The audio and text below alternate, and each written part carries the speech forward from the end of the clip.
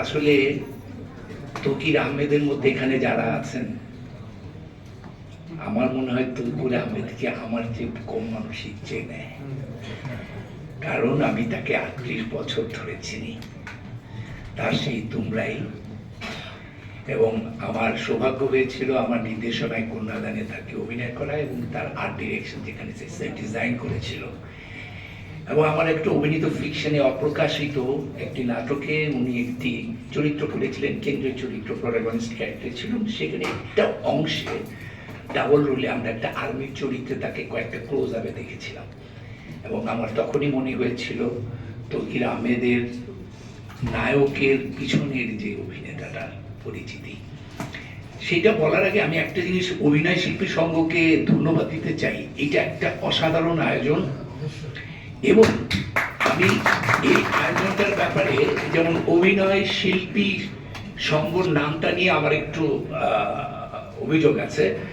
একটা সিকিউরিটির অনুবাদ অভিনয় শিল্পী সংঘ হতে পারে না। শিল্পী কে?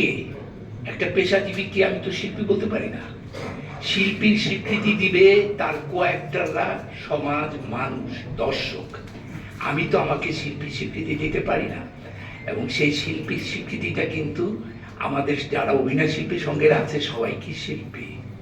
তো আমি যেটা মনে করি, আজকে আমরা একজন শিল্পীকে সম্মানিত করছি, এই প্রক্রিয়াটাকে আমি সাধুবাদ জানাই। এবং আমি তকির ভাইয়ের ২-৩টা কাজের খুব প্রশংসা না করেই পারি না, যেহেতু আমি নিজেও নির্মাতা, শিক্ষক। এবং আমার একটা সবচেয়ে বড় জিনিস হচ্ছে আমি একজন অবজারভার। আমি নাগরিক নাট্য সম্প্রদায়ের মতো আমার একজন টিচার এখানে বসে আছে, যাকে আমি মনে করি সাবকন্টিনেন্টের one of the best natural actor, Abul হায়াত।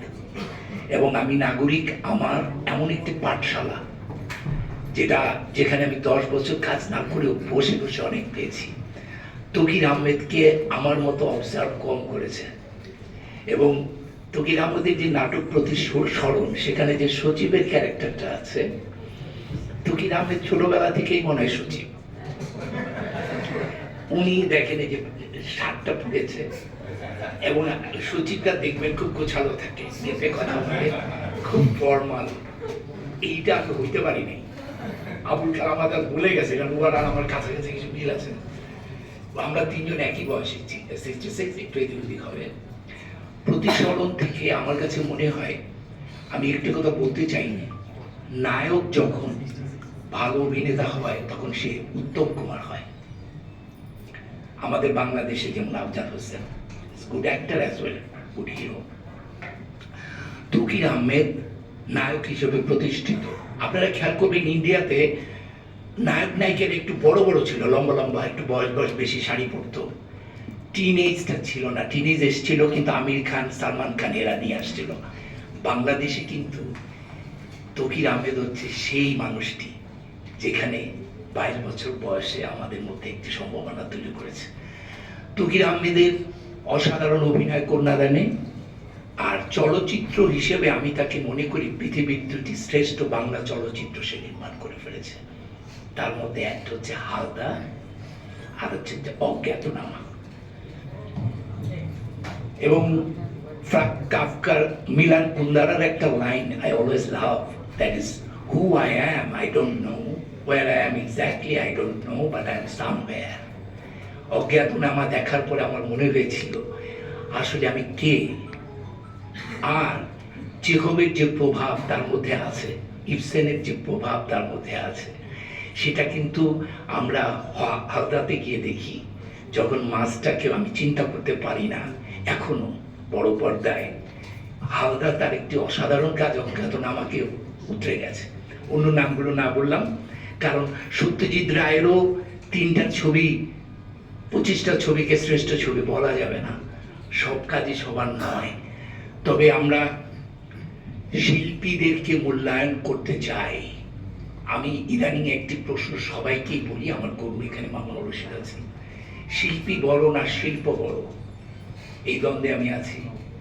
কিন্তু আসলে শিল্পী বড় আমার কাছে, যার মাথা থেকে প্রতিসরণ পেতে পারে, যার মাথা থেকে অজ্ঞাতনামা পেতে পারে, যার মাথা থেকে হাওদা বেরোতে পারে, তার চেয়ে শিল্প বড় হয় কেমনে।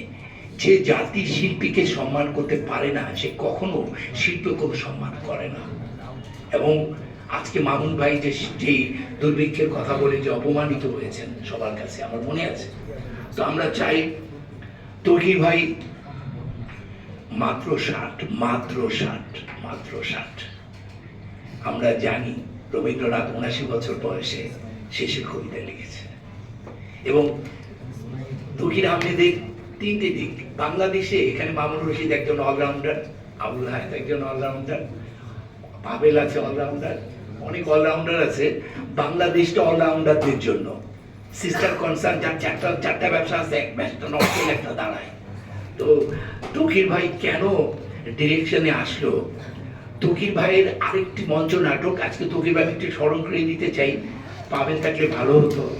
কন্যাদানের যে টিমটা, কন্যাদানে তৌকির আহমেদ, আবুল কালাম আজাদ, আমি, মিমি এবং আরো যে টিমটা তৈরি হয়েছিল, আশিস খন্দকার। এবং আমার মনে হয় ওই সময়টা, হ্যাঁ, সকাল 8টার সময় রিহার্সাল। আশিস খন্দকার কলিং বেলে মাথা ঠেকিয়ে দাঁড়িয়ে আছে, বেল বাজতেছে তো বাজতেছেই, থামে আর না। খুলে দিলাম, আশিস খন্দকার দাঁড়িয়ে আছে, তৌকির ভাই আসলেন। আমরা দেখেছি সেই টাইমটাতে। এবং সেই শাহজাহানপুরে যে বাসায় হায়াত ভাই থাকতেন, সেই বাসায় আমাদের অনেক আড্ডা। এবং তৌকির ভাইকে টমাস মানের যেই কথাটি বললো, যদিও গিরিশ কার্নার টমাস মানের কথা স্বীকার করে না, অনেক বড় বড় লুকিয়ে আছেন, কিন্তু তৌকির ভাইয়ের ভয় বদল আমার জীবনে, আমার মনে হয় নাটকটি নিয়ে আমরা আলোচনা করেছিলাম, তৌকির ভাই মনে আছে। এবং বইটির কথা মনে হয় আমি আপনাকে বলেছিলাম যে এই নাটকটি আপনি করতে পারেন। তো টমাস, এই যে হরবাদান কি অসাধারণ একটি, এবং আমার মনে হয় গিরিশ কার্নারের চেয়েও অনেক শক্তিশালী নির্দেশনা ছিল হরবাদান। You are great director, you are great writer, but you are not that much great actor, because অভিনেতাটা বড় ডিরেক্টর আন্ডারে পড়তে হয়, ভালো ডিরেক্টর আন্ডারে না পড়লে অভিনেতা হওয়া যায় না। আজকে আমার মনে হয় আমি খুব ভীষণভাবে স্মৃতিচারণ করছি আব্দুল্লাহ মামুনকে। আব্দুল্লাহ মামুন যদি আপনাকে তোমরা এই নাটকে না নিতেন, আজকে তৌকির আহমেদ কি আর্কিটেকচারে চলে যেতেন? একটা প্রশ্ন আমার কাছে। আর তৌকির আহমেদ কেন থিয়েটারে ঢুকেছিলেন আমি জানি না, আমি তাকে ক্যাম্পাসে হাততালি দিতে দিতে দেখেছি। এবং তাকে আরেকটি কথা বলে আমি ধন্যবাদ দিতে চাই, ছোটবেলা থেকে আমি বুড়া চরিত্র অভিনয় করি। ক্ষমা হারুন এখানে ছিল, 22 বছর বয়সে নাকি হিরো বানিয়েছে, আর 22 বছর বয়সে আমাকে 45 বছরের চরিত্র দিয়েছে। এটা আপনারা জানেন, রবিজ পাগলা খুব বিখ্যাত এক সময় মুক্তিযুদ্ধের, উনাকে হিরো দিছেন। আমি সারা জীবন 60, 50, 40, কিন্তু আমাকে নায়ক করেছিলেন তৌকির আহমেদ। তৌকির আহমেদ আমাকে নায়ক করেছিলেন একটি নাটকে, মনে আছে, জিয়া হায়দারের বুয়েটের একটি নাটক ডিরেকশন দিতে গিয়ে। আমি সেই জন্য তাকে ধন্যবাদ আমাকে নায়ক হিসেবে করার জন্য। দীর্ঘদিন হোক তৌকির আহমেদ, আমরা আপনার সাথে আছি। বিদেশ থেকে এসে একটা ফোন দেওয়ার আগে কেমন চলছে। আমাদের ব্যক্তি জীবনের অনেক কিছুই থাকতে পারে, কিন্তু আপনি আমার অনেক বড় একজন বন্ধু, এবং আমি আপনার অনেক পৃষ্ঠপোষক, যেটা আপনি জানেন না। এবং আপনার কাজ অনেক গোছালো। শিল্পীদের ব্যক্তি জীবনটা ম্যাক্সিমামই সুন্দর হয় না, এরা শিল্পে গোছানো, বাইরেও গোছানো, কিন্তু দুইটাই হওয়া উচিত।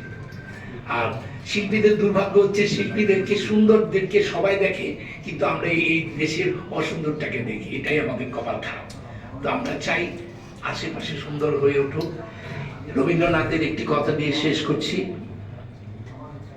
পৃথিবীকে ভালোবেসে, ভালোবাসা পেয়ে, মানুষের মতো বেঁচে, মানুষের মতো মরে গেলেই যথেষ্ট। ধন্যবাদ।